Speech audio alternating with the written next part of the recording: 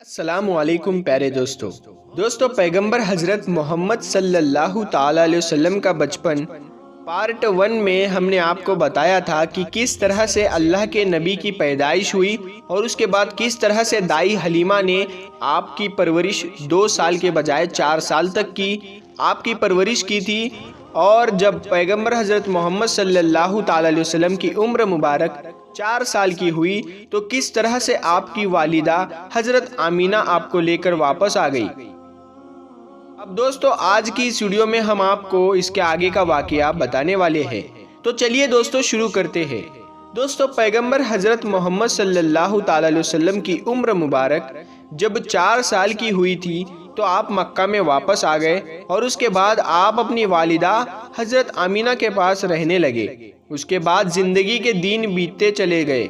سن 575 یا 576 میں جب آپ کی عمر 5 اور 6 سال کے بیچ ہوئی تب آپ اپنی ماں حضرت آمینہ کے ساتھ اور اپنے دادا عبد المطلب کے ساتھ مدینہ کی طرف نکلے۔ مدینہ میں آپ کے لیے 2 خاص باتیں تھیں۔ ایک تو یہ کہ مدینہ میں آپ کے والد حضرت عبداللہ کی قبر مبارک تھی، اور دوسری بات یہ ہے کہ مدینہ میں آپ کے دادا عبد المطلب کا ننیحال بھی تھا۔ دوستو اس زمانے میں سفر 1 مہینے یا 1.5 مہینے کا ہوا کرتا تھا، اسی لیے آپ کا یہ سفر بھی تقریباً مہینے بھر کا ہی تھا۔ 1 مہینے کے بعد جب آپ پلٹ کر واپس مکہ کی طرف آ رہے تھے تو آپ کی زندگی میں جو واقعہ پیش آیا جس کو دیکھ کر آپ کے دادا عبد المطلب بھی رونے لگے۔ اللہ کے پیغمبر صلی اللہ تعالیٰ علیہ وسلم کو اپنے بچپن کی عمر میں ہی آپ کو دوسرا بڑا جھٹکا لگا، اور اللہ نے آپ کو ایک اور آزمائش میں ڈال دیا۔ دوستو ہوا یہ کہ آپ جب 1 مہینے کے بعد مدینہ سے واپس مکہ آ رہے تھے تو راستے میں ہی آپ کی ماں، آپ کی والدہ حضرت آمینہ کی طبیعت بگڑ گئی اور وہ بری طرح بیمار پڑ گئی، اور اس کے بعد ان کا انتقال ہو گیا۔ مکہ اور مدینہ کے بیچ ابوا نام کی ایک جگہ ہے، وہیں پر حضرت آمینہ کو دفن کیا گیا، اور اس طرح سے آپ 6 سال کی عمر میں ہی یتیم ہو گئے۔ آپ کی اس حالت کو دیکھ کر آپ کے دادا عبد المطلب بہت پریشان ہوئے اور وہ رونے لگے۔ ایک تو یہ کہ آپ کی پیدائش کی کچھ دن پہلے آپ کے والد حضرت عبداللہ کا انتقال ہو گیا تھا، پر اب دوسرا جھٹکا یہ لگا کہ آپ کی عمر ابھی 6 سال کی بھی نہیں ہوئی تھی کہ آپ کی والدہ کا بھی انتقال ہو گیا۔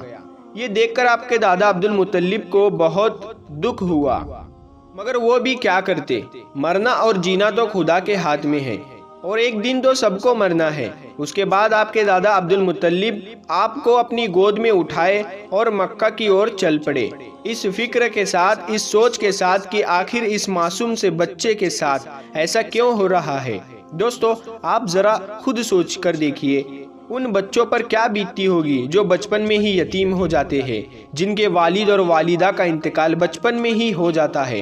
اس کے بعد جیسے بچوں کو لوگ دھکار بھری نظروں سے دیکھتے ہیں، پھر ایسے بچوں کے ساتھ اچھا برتاؤ بھی نہیں کیا جاتا ہے، مگر آپ کے ساتھ اللہ کی مدد تھی، جیسا کہ اللہ نے قرآن پاک میں فرمایا ہے کہ آپ کے یتیم ہونے پر اللہ کی مدد آپ کے ساتھ تھی، اسی وجہ سے آپ کے ساتھ اچھا معاملہ پیش آیا اور اللہ نے آپ کو سہارا بھی دیا۔ اس کے بعد آپ کے دادا عبد المطلب آپ کو غم کے ساتھ لے کر مکہ میں پہنچے۔ آپ کے گھر کے اندر غم کا ماحول تھا۔ ابو طالب جو آپ کے چچا تھے وہ آپ کو اس حالت میں دیکھ کر رونے لگے۔ ابو طالب آپ کو بہت چاہتے تھے، پر عبد المطلب بھی اپنے بیٹوں سے زیادہ اور اپنے سب پوتوں سے زیادہ اپنے پیغمبر حضرت محمد صلی اللہ تعالیٰ علیہ وسلم کو چاہتے تھے۔ دوستو ہم آپ کو بتا دیں کہ عبد المطلب وہ شخص تھا جو قریش کا بہت بڑا سردار تھا، اس کے لوگ سب سے زیادہ عزت کیا کرتے تھے۔ کعبہ کی چھاؤں میں ان کے لیے ایک خاص فرش بچھایا جاتا تھا جس پر صرف وہی اکیلے بیٹھتے تھے، کسی دوسرے کو اس پر بیٹھنے کی اجازت نہیں ہوتی تھی۔ اللہ کے پیغمبر حضرت محمد صلی اللہ تعالیٰ علیہ وسلم ابھی چھوٹے تھے، کھیلتے کھیلتے وہاں پر آ جایا کرتے تھے اور آ کر اس پر بیٹھ کر کھیلتے کھیلتے وہاں پر آ جایا کرتے تھے اور آ کر اس پر بیٹھ جایا کرتے تھے۔ ان کے ساتھ ہی ساتھ یہ کہ ان کو اٹھا کر وہاں سے الگ بٹھا دیا جائے، لیکن عبد المطلب ان کو روکتے تھے اور کہتے تھے کہ یہ میرا پوتا ہے اور اسے بیٹھنے دو۔ پھر آپ کے دادا آپ کے سر پر اور آپ کے پیٹھ پر ہاتھ پھیرتے اور آپ کو اپنے پاس بٹھا لیتے۔ دوستو، کہنے کا مطلب یہ ہے کہ آپ کے دادا عبد المطلب کے دل میں آپ کے لیے محبت کوٹ کوٹ کر بھری ہوئی تھی۔ آپ کی وہ ہر خواہش کا خیال رکھتے تھے، آپ کی ہر ضرورت کو وہ پورا کیا کرتے تھے، آپ کو کسی بھی طرح کی کوئی تکلیف نہیں ہونے دیتے تھے۔ وہ ہمیشہ آپ کو اپنے ساتھ رکھتے، اپنے ساتھ گھماتے پھراتے اور ہمیشہ آپ کو خوش رکھتے۔ دوستو، ایسے کرتے کرتے دن بیتتے چلے گئے۔ اب آپ کی عمر مبارک 8 سال کی ہو گئی، مگر سوچئے اللہ کے نبی نے کیسی کیسی آزمائش سے گزر فرمایا اور اپنی زندگی کا سفر پورا کیا۔ اب آپ کی عمر 8 سال 2 مہینے اور 10 دن کی ہوئی تو ایک دن اچانک آپ کے دادا عبد المطلب کا بھی انتقال ہو گیا۔ مرتے وقت آپ کے دادا جی آپ کی پرورش کا ذمہ ابو طالب کو سونپ دیے۔ ابو طالب آپ کے سگے چاچا تھے۔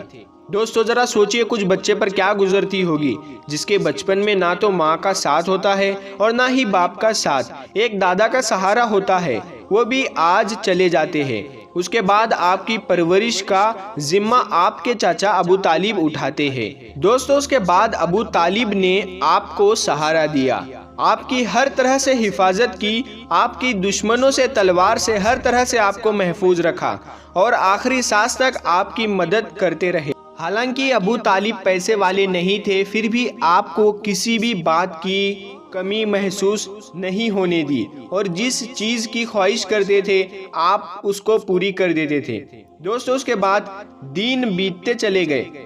ابو طالب جب بھی کسی سفر پر جاتے تو آپ پیغمبر حضرت محمد صلی اللہ تعالی علیہ وسلم کو اپنے ساتھ لے کر جاتے، کیونکہ اس زمانے میں سفر بہت لمبا ہوا کرتا تھا، ایک ڈیڑھ مہینے کا سفر ہوتا تھا، اور ابو طالب نہیں چاہتے تھے کہ معصوم سا بچہ جس کے نہ والد نہ والدہ کا سہارا ہے، نہ کوئی دادا کا سہارا ہے، اس کو کسی اور کے بھروسے چھوڑ کر جاؤ اور اس کو تکلیف ہو۔ دوستو، ایک بار ابو طالب اپنے قافلے کے ساتھ ملک شام کی طرف تجارت کے لیے روانہ ہوئے۔ یاد رکھیے، پہلے عرب میں جو لوگ تھے، خاص کر کے قریش کے لوگوں کا امپورٹ ایکسپورٹ کا بزنس تھا، یعنی کہ وہ ایک جگہ سے سامان خریدتے تھے اور دوسری جگہ پر لے جا کر اس کو بیچ دیتے تھے۔ اس طرح سے وہ لوگ سامان کی خریدتے اور دوسری جگہ پر لے جا کر اس کو بیچ دیتے۔ اس طرح سے وہ لوگ سامان کی خرید اور فروخت کیا کرتے تھے۔ اسی کام کے سلسلے میں ابو طالب اپنے قافلے کے ساتھ ملک شام کی طرف نکل گئے۔ ساتھ میں آپ نے پیغمبر حضرت محمد صلی اللہ تعالی علیہ وسلم کو لے لیا اور آپ کو ایک اونٹنی پر سوار کر دیا۔ ابو طالب کا جب یہ قافلہ ملک شام کی بارڈر پر پہنچا تو ان کو رات وہیں پر ہو چکی تھی، اس لیے انہوں نے وہیں پر اپنا پڑاؤ ڈال دیا تاکہ وہ وہیں پر رات گزار سکے اور اپنی تھکان کو دور کر سکے۔ تو ہم آپ کو بتا دیں کہ اس زمانے میں راہی ہوا کرتے تھے جو ایک جگہ سے دوسری جگہ پیدل جایا کرتے تھے۔ اس زمانے میں ایک عیسائی تھا جو لوگوں کی رہنمائی کرتا تھا، وہ کبھی اپنے گھر سے باہر نہیں نکلتا تھا، یعنی کہ وہ ہمیشہ اپنے گھر کے اندر ہی رہتا تھا۔ جب اس کو معلوم چلا کہ ملک شام میں کتنے پڑاؤ ڈالا ہے تو وہ دوڑتا ہوا ان کے پاس آیا اور پیغمبر حضرت محمد صلی اللہ علیہ وسلم کو لے لیا اور ابو طالب سے کہنے لگا کہ یہ بچہ ساری دنیا کا سردار بن کر آیا ہے۔ اس کی یہ بات سن کر ابو طالب حیران ہوئے اور پوچھنے لگے کہ تمہیں کیسے پتا، تم کو کس نے بتایا ہے کہ یہ بچہ ساری دنیا کا سردار بن کر آیا ہے؟ تو اس راہب نے کہا کہ جب تم اس گھاٹی سے ادھر اس گھاٹی میں آ چکے تھے، اس گھاٹی میں ایسا کوئی بھی دھرم اور پتھر نہیں تھا، تو اس بچے کو دیکھ کر سجدہ نہ کیا ہو، اور پتھر اور درخت صرف انہی لوگوں کو سجدہ کرتے ہیں